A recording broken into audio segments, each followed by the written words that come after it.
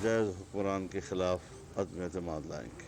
जो हुकूमत की हलीफ जमातें हैं उनसे भी राब्ते करेंगे कि जो उसके लिए ग्राउंड तैयार करने वाली बात है उसके मराहल अभी बाकी। उस वक्त खेल किसी और के हाथ में थे, अब उनके हाथ से निकल चुके हैं। पीडीएम का वजीर आजम के खिलाफ तहरीक अदम एतमाद लाने का ऐलान, हुकूमत के इत्तेहादियों से भी राबिते का फैसला। सिंध के अलावा तीनों सूबों में तहरीक अदम एतमाद लाएंगे। 23 मार्च को लॉन्ग मार्च का फैसला बरकरार। एम्पायर वही होता है जो न्यूट्रल हो। मौलाना फजलुर रहमान की प्रेस कॉन्फ्रेंस। आप कोई तारीख दे दें कब तक हुकूमत चली जाएगी? जवाब अभी दिया है ना आपको। आज दो बड़े बात कर रहे हैं तो मैं आज सुन रही हूँ। तहरीक अदम एतमाद के लिए पीपल्स पार्टी मुकम्मल तौर पर ऑन बोर्ड है। तहरीक इंसाफ के सिर्फ बाज़मी रहनुमाओं से राबिता करेंगे। मरियम बिलावल की सुलह हो गई। ऑपोजिशन लीडर शहबाज शरीफ की गुफ्तगू बड़ों ने जो बात कह दी वो पत्थर पर लकीर है। मरियम नवाज का सहाफ़ियों के सवालों पर जवाब। किसी माई के लाल की जरूरत नहीं है कि वो इमरान खान के खिलाफ अदम एतमाद की तहरीक ला सके। तहरीक इंसाफ के मेंबरान असम्बली और खुद आपको आपके मेंबरान असम्बली सरप्राइज देंगे। जरूरत है तो कल तहरीक लेकर आए। फवाद चौधरी का पीडीएम को चैलेंज।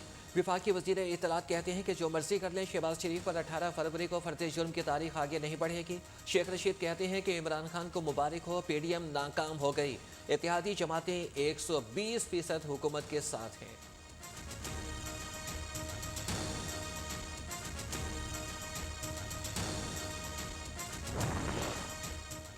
हुकूमत के खिलाफ तहरीक अदम एतमाद जमहूरियत की फतह करार। पीडीएम के इत्तफाक राय पर बिलावल भुट्टो की मुबारकबाद। कहते हैं कि मुल्क चलाना है तो इमरान खान को निकालना होगा। किसी भी सेशन अटेंड करने की हमें कोई जरूरत नहीं है, हम वॉकआउट करते हैं जी। बलोचिस्तान अवामी पार्टी की हुकूमत से अलग होने की धमकी। हुकूमत की जानिब से नजरअंदाज करने पर नाराज, सेनेट इजलास से वॉकआउट कर दिया। विफाकी वजीर शिबली फराज की जायज़ मुतालबा तस्लीम करने की यकीन दहानी। सेनेटर शहरी रहमान की बाप पार्टी को अपोजिशन बेंचेस पर बैठने की दावत।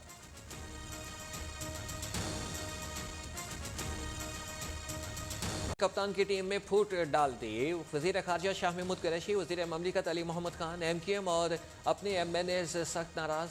वजीरों को सर्टिफिकेट किस बुनियाद पर दिए, कारकर्दगी किस बुनियाद पर जांची। अहदाफ हासिल करने के बावजूद वजारत खारजा की कारकर्दगी का एतराफ़ क्यों नहीं किया गया। शाह साहब ने अपनी ही हुकूमत पर सवालात उठा दिए। अरबाब शहजाद से तहरीरी जवाब मांग लिया।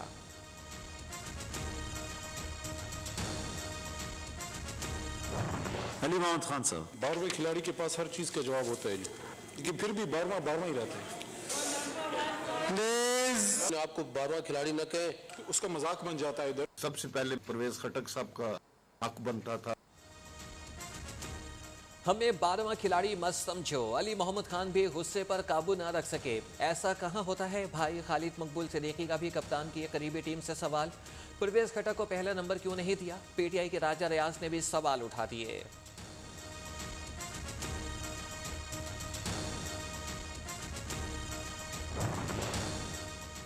मुल्क तबाह करने वालों की तारीफी इसनाद मिलना मुस्तहक़ है। इमरान खान ने वजीरों को अवार्ड देकर अवाम के जख्मों पर नमक छिड़का।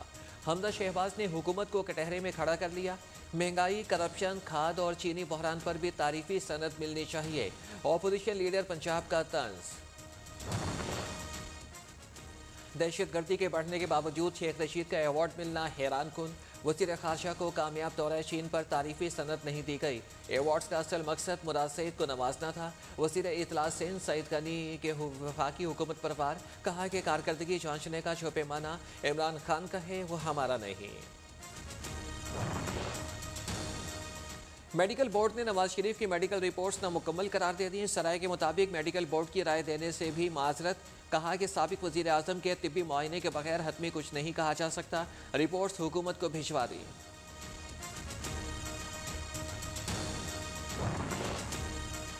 आखिरकार शहबाज शरीफ और हमजा शहबाज पर 18 फरवरी को फर्द जुर्म आयद। बाकायदा ट्रायल शुरू होगा। वजीर इत्तलात फवाद चौधरी ने कहा कि तहकीकात में 14,000 बैंकिंग ट्रांजेक्शंस को खंगाला गया। मकसूद चपड़ासी के अकाउंट से 4 अरब रुपए शरीफ फैमिली के अकाउंट में गए।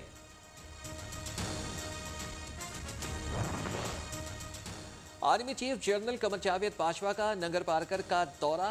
दिन फौजियों के साथ गुजारा। कोर कमांडर कराची ने फॉर्मेशन की ऑपरेशनल तैयारियों पर ब्रीफिंग दी। सिपाही सालार ने मिशन की तकमील के लिए जवानों के हौसले को सराहा।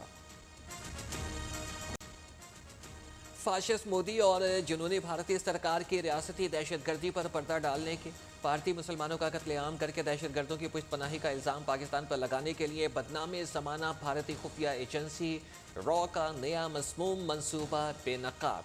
भारत में तहरीक तालिबान इंडिया लॉन्च कर दी गई। हिंदुस्तान के नापाक मंसूबे से खित्ते के अरबों लोगों की जिंदगी और अमन व इस्तेकाम दाव पर लग गया। कलदम तहरीक तालिबान इंडिया का भारत में कार्रवाइयाँ शुरू करने का ऐलान। और वो हमारे दोस्त नहीं है। 28 उनकी कंडीशंस थी, जिसके बीच में 27 कंडीशन जो हमने पूरी कर दी हैं। एक कंडीशन है और उसमें भी एक ट्रांजैक्शन है जिसके ऊपर हमें जो है ये आपको मालूम है विक्टिमाइज किया जा रहा है। दोस्त ममालिक की फैटर्स में पाकिस्तान के खिलाफ ग्रे लिस्ट से निकलने के लिए 28 में से 27 शराइत पूरी कर दें। कोई और मुल्क इतनी शराइत पूरी करता तो कब का ग्रे लिस्ट से निकल जाता। पाकिस्तान को जानबूझकर इंतकामी कार्रवाई का निशाना बनाया जा रहा है। शौकत तरीन का सेनेट इजलास में इज़हार ख्याल। वज़ीर ख़जाना ने कहा कि सऊदी कर्ज की शरह सूद 4% होना बड़ी बात नहीं, कर्ज पर शराइत तो होती हैं।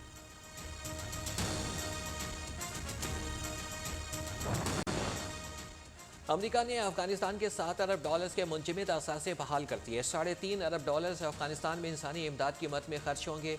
बाकी रकम 9/11 के मुतासिरीन में तकसीम करने का फैसला। चलो कोई बेहतरी होगी, गलती हमारी ही होगी, कोई ऐसा बात नहीं। मैंने बगैर देखे कबूल किया। जी हाँ, मैंने वही महर मुकर्रर किया जो मैंने बुशरा के लिए महर मुकर्रर किया था, जो तूबा के लिए किया था, वही इनके लिए किया। 2.5 लाख रुपए हक महर। अब उनकी इस वक्त फरमाइश है कि मुझे वीडियो गेम ला के दो, तो मैं उनको वीडियो गेम ला के दूंगा। मैं तो पुरानी वालियों को भी बनाने पहल करता था, लेकिन इनको तो ज़ाहिर बनाऊंगा।